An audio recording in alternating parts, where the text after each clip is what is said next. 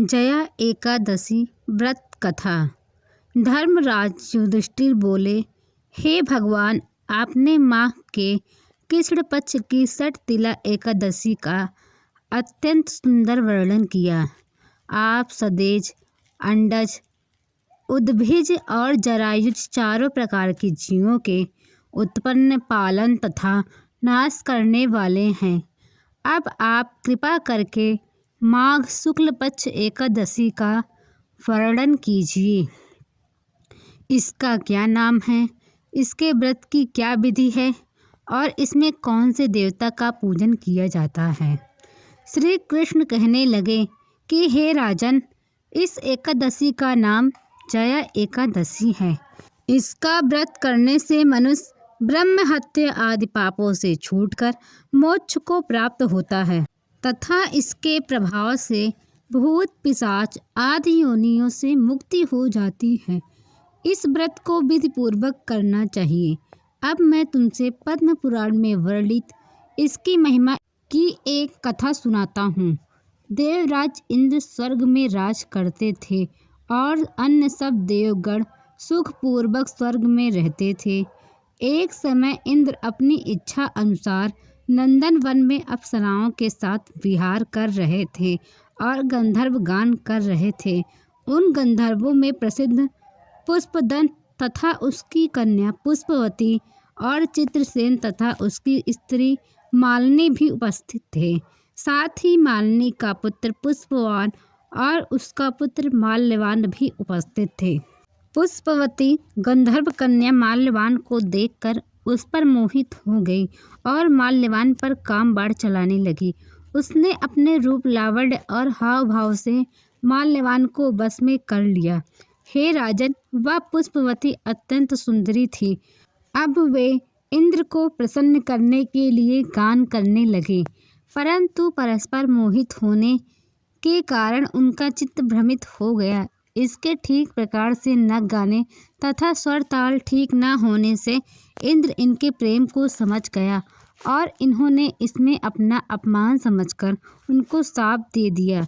इंद्र ने कहा, हे मूर्खों, तुमने मेरी आज्ञा का उल्लंघन किया है, इसलिए तुम्हारा धिक्कार है। अब तुम दोनों स्त्री पुरुष के रूप में मृत्युलोक जाकर 50 रूप धारण करो और अपने कर्म का फल भोगो।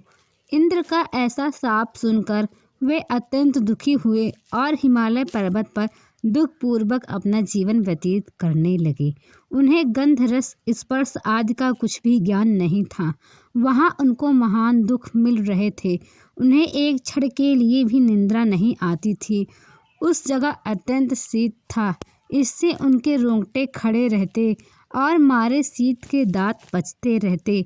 एक दिन पिशाच ने अपनी स्त्री से कहा कि पिछले जन्म में हमने ऐसे कौन से पाप किए थे जिससे हमको यह दुखदायी पिशाच योनि प्राप्त हुई है।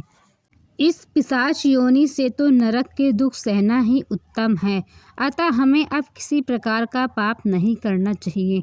इस प्रकार विचारते हुए वे अपने दिन व्यतीत कर रहे थे।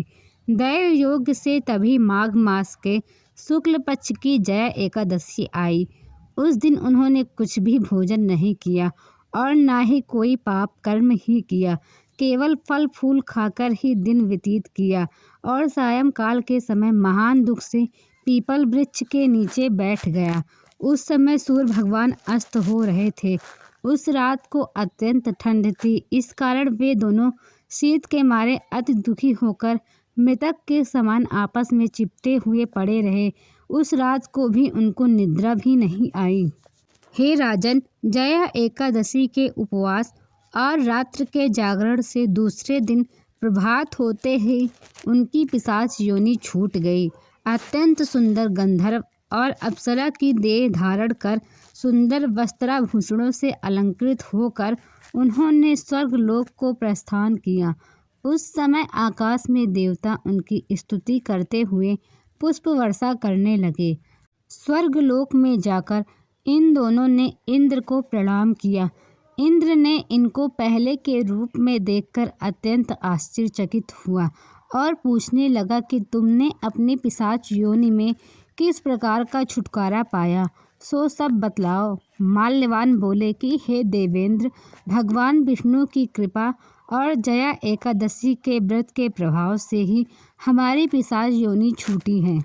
तब इंद्र बोले कि हे माल्यवान, भगवान की कृपा और जया एकादशी का व्रत करने से तुम्हारी पिशाच योनि छूट गई, वरन हम लोगों के भी बंधनीय हो गए। अतः आप धन्य हैं। अब आप पुष्पावती के साथ जाकर विहार करो।